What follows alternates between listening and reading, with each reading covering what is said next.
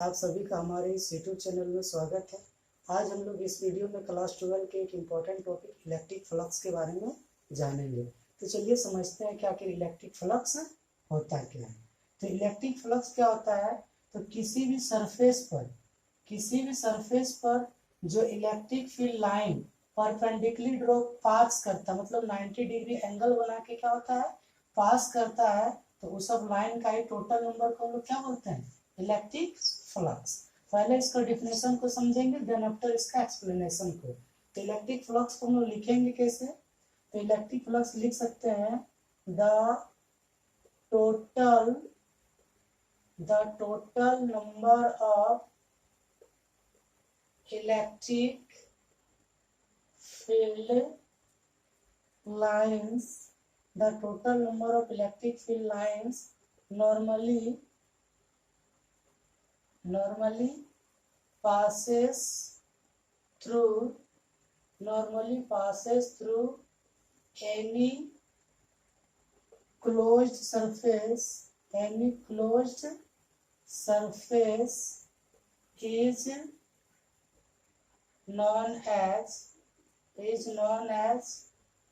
Electric flux. इसको हम लोग रिप्रेजेंट किससे करते हैं, तो it is generally represented by phi. इसको क्या बोलते हैं, फाई। तो आइए हम लोग समझते हैं कि इलेक्ट्रिक फ्लक्स क्या होता है। तो इसका डिफिनेशन क्या होता है कि the total number of electric field lines normally passes through any close surface. किसी भी क्लोज सरफेस से जितना इलेक्ट्रिक फील्ड लाइन पास किया नॉर्मली, उसका टोटल नंबर को हम लोग क्या बोलते हैं, इलेक्ट्रिक फ्लक्स।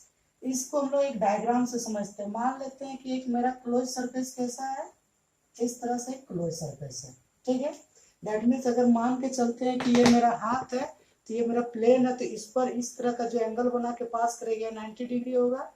सेम चीज यहाँ पर करते हैं। ये एक मेरा क्लोज सरफेस है, इसमें 90 डिग्री एंगल बना के ये सब लाइन सब मेरा क्या हो रहा है, पास कर रहा है, ठीक है। तो यहाँ पर कितना पास किया, 1 2 3, तो इसका टोटल इलेक्ट्रिक फ्लक्स कितना होगा, 3, ठीक है। अब देखो इलेक्ट्रिक फ्लक्स को हम लोग रिप्रेजेंट किससे करते हैं, फाई से। तो मान के चलते हैं मेरा क्लोज सरफेस है, जिसका सरफेस एरिया को हम लोग मान के चलते हैं, इसका सरफेस एरिया को क्या मान के चलते हैं, डेल एस। और हम लोग इससे पहले पढ़ चुके हैं कि एरिया वेक्टर हमेशा सरफेस पर क्या होता है, नॉर्मल होता है। दैट मीन्स इसी डायरेक्शन में मेरा क्या होगा, एरिया वेक्टर एन कैप भी होगा, और इसी डायरेक्शन में मेरा कौन जा रहा है, इलेक्ट्रिक फील्ड लाइन भी पास कर रहा है। तो इस तरह से इलेक्ट्रिक फ्लक्स का फॉर्मूला क्या हो जाएगा, तब electric flux phi equal to आपका क्या हो जाएगा, तो फाई इक्वल टू आपका हो जाएगा ई इंटू डेल एस। अब यहाँ पर एरिया मेरा क्या छोटा है, तो इलेक्ट्रिक फ्लक्स में मेरा क्या मिलेगा, छोटा मिलेगा। अब कभी कभी ऐसा भी हो सकता है कि ये जो इलेक्ट्रिक फील्ड लाइन है, उस सरफेस एरिया पर 90 डिग्री एंगल बना के पास नहीं किया। सरफेस एरिया वेक्टर के साथ क्या होता है, कुछ दूसरा एंगल बना के भी पास कर सकता है। फॉर एग्जांपल में इस डायग्राम से समझते हैं। सपोज दैट इसका एरिया वेक्टर तो हमेशा सरफेस पर 90 डिग्री रहता है, दैट मीन्स इसका एरिया वेक्टर एन कैप है, उसका सरफेस एरिया कितना, डेल एस। अब हम लोग मान के चलते हैं कि जो इलेक्ट्रिक फील्ड लाइन है वो इसके साथ 90 डिग्री एंगल नहीं बनाया, बल्कि क्या करता है, वो इस तरह से पास कर गया, ठीक है। जो एरिया वेक्टर के साथ कितना एंगल बना के निकला, सपोज दैट एरिया वेक्टर के साथ कितना एंगल बना के निकला, थीटा, और इस डायरेक्शन में इलेक्ट्रिक फील्ड चला गया। जब आपका electric field line area vector के साथ एंगल बना के जाएगा, तब इलेक्ट्रिक फ्लक्स क्या phi equal to E into del S होगा कि दूसरा होगा। तब देखो हम लोग अभी क्या सीखे कि इलेक्ट्रिक फील्ड लाइन कैसा पास होना चाहिए, नॉर्मली।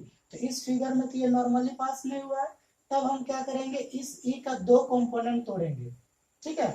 तो एक कंपोनेंट आपका ये वर्टिकली टूट जाएगा, और एक कंपोनेंट आपका हॉरिजॉन्टली टूट जाएगा। जिसके साथ थीटा रहता है उसको हम लोग क्या बोलते हैं, ई कॉस थीटा, और जिसके साथ थीटा नहीं रहता इधर वाला पार्ट को क्या बोलते हैं, ई साइन थीटा।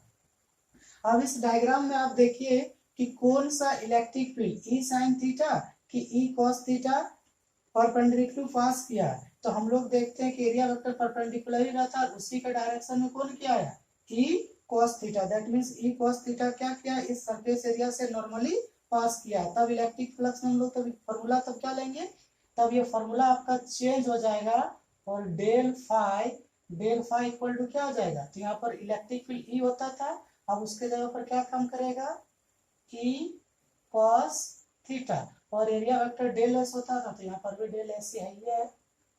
अब देखो ये cos थीटा है तो वेक्टर प्रोडक्ट में टूटेगा, दैट मीन्स आप डेल फाई को ऐसा लिख सकते हैं क्या, ई डॉट डेल एस। ठीक है, अब क्या होगा, अगर अगर मेरा surface area, number of surface area is very large, if number of surface area is very large, जब बहुत ज्यादा हो जाता है तब यही इलेक्ट्रिक फ्लक्स का फॉर्मूला आपका चेंज हो जाता है, और अब यहाँ पर क्या हो जाता है, डी फाई इक्वल टू क्या होता है, integration of E dot D S, और हम इसमें भी टोटल निकाल रहे हैं, दैट मीन्स यहाँ पर भी integration of D phi equal to क्या हो जाता है, ई डॉट डी एस। ठीक है, अब हम लोग समझेंगे कि जो इलेक्ट्रिक फ्लक्स है वो इलेक्ट्रिक फ्लक्स कौन कौन फैक्टर पर डिपेंड करता है। तो हम लोग देखें कि जो इलेक्ट्रिक फ्लक्स है वो दो ही चीज पर डिपेंड करता है, पहला इलेक्ट्रिक फील्ड पर और दूसरा उसके सरफेस एरिया पर। अब हम लोग यहाँ पर समझेंगे कि इलेक्ट्रिक फ्लक्स इलेक्ट्रिक फील्ड पर और उसका सरफेस एरिया पर कैसे डिपेंड करता है। तो अभी तो हम लोग जान गए कि जो इलेक्ट्रिक फ्लक्स होता है वो इलेक्ट्रिक फ्लक्स दो चीज पर डिपेंड करता है, पहला इलेक्ट्रिक फील्ड इंटेंसिटी पर और दूसरा किस पर डिपेंड करता है, उसका सरफेस एरिया पर। अब हम लोग एक एग्जांपल से समझते हैं कि कैसे डिपेंड करता है।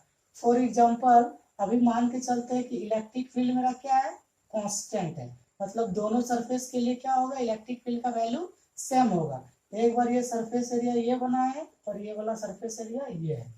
अब देखो दोनों का सरफेस एरिया क्या है, अलग अलग। अब इसमें हम इलेक्ट्रिक फील्ड लाइन को नॉर्मली पासेस करा रहे हैं।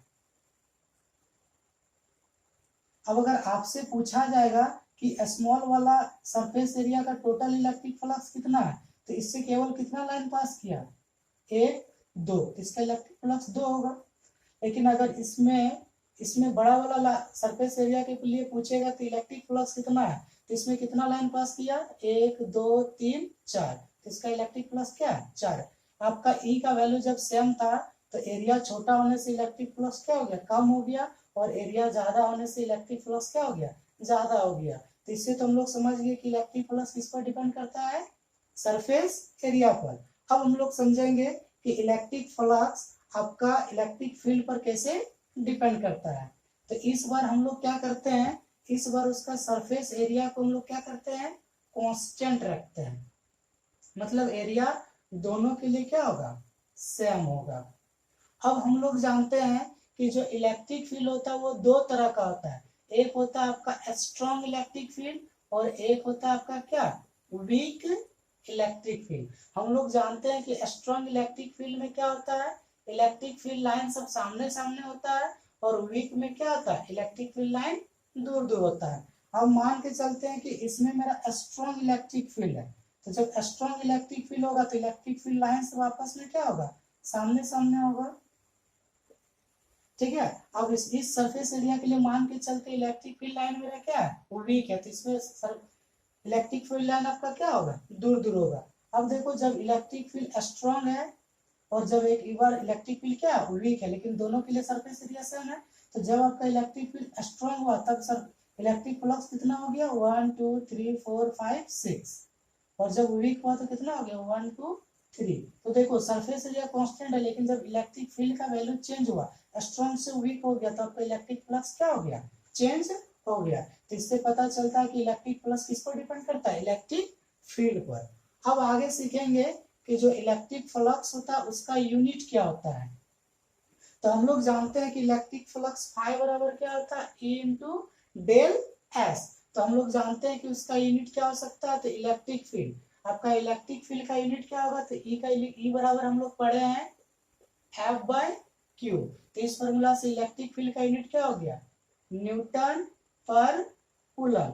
और बगल में del S that means area vector है, तो एरिया का क्या होता है, मीटर स्क्वायर। इस तरह से इसका यूनिट क्या बन गया, न्यूटन मीटर स्क्वायर पर कूलम। इसको हम लोग क्या पढ़ेंगे, न्यूटन मीटर स्क्वायर पर कूलम। कभी कभी इसका दूसरा यूनिट भी पूछ देता है, इसका और एक यूनिट होता है, ठीक है, उसको भी हम लोग समझते हैं। और एक बार हम लोग पढ़े पोटेंशियल ग्रेडियंट में E बराबर क्या पढ़े, माइनस dV बटा dr। इस तरह से इस फॉर्मूला से इलेक्ट्रिक फील्ड का यूनिट क्या होगा, तो V का होता है वोल्ट और डिस्टेंस का होता है मीटर। तो इलेक्ट्रिक फील्ड का दूसरा यूनिट तब क्या हो जाता है, वोल्ट पर मीटर। और फिर एरिया वेक्टर है, तो उसके लिए फिर मेरा क्या होगा, मीटर स्क्वायर। एक मीटर कट गया तो क्या आया, वोल्ट मीटर। तो इलेक्ट्रिक फ्लक्स का दूसरा यूनिट मेरा क्या होता है, वोल्ट मीटर।